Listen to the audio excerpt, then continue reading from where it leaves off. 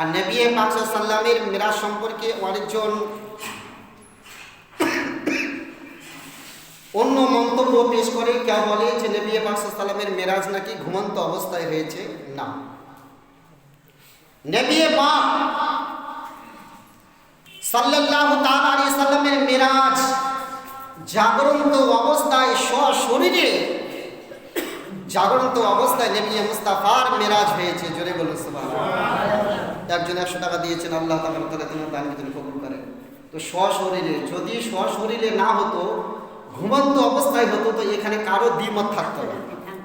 কারণ ঘুমন্ত অবস্থায় পৃথিবীর যে কোনো মানুষ, পৃথিবীর মানুষ যে কোনো ঘুমন্ত অবস্থায় মক্কা মদিনা পৃথিবীর যে কোনো জায়গাতে ভ্রমণ করতে পারে। পারে কি পারে না? আপনিও স্বপ্নের অবস্থায় যেতে পারেন, আমিও যেতে পারি। তো স্বপ্নের অবস্থাটা আলাদা জিনিস, আর সশরীরে জাগ্রত অবস্থায় বাস্তবিক আলাদা জিনিস। তো নবী মুস্তাফার জিসমে আতাহার তথা সশরীরে জাগ্রত অবস্থায় নবী মুস্তাফার মেরাজ হচ্ছে নিজের চাচাতো বোন হযরতে উম্মে হানি রাদিয়াল্লাহু তাআলা আনহার ঘর থেকে নবী মুস্তাফার মেরাজ হচ্ছে।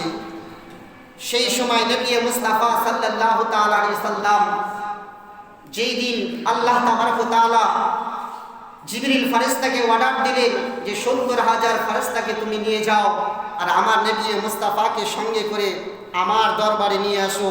সেই সময় নবী মুস্তাফার মক্কাতুল মুকাররমার পাশে নিজের চাচাতো বোন হযরতে উম্মে হানি রাদিয়াল্লাহু তাআলা আনহার ঘরে সেই দিন নবী মুস্তাফা সাল্লাল্লাহু তাআলা আলাইহি সাল্লাম আরাম করতেছিলেন।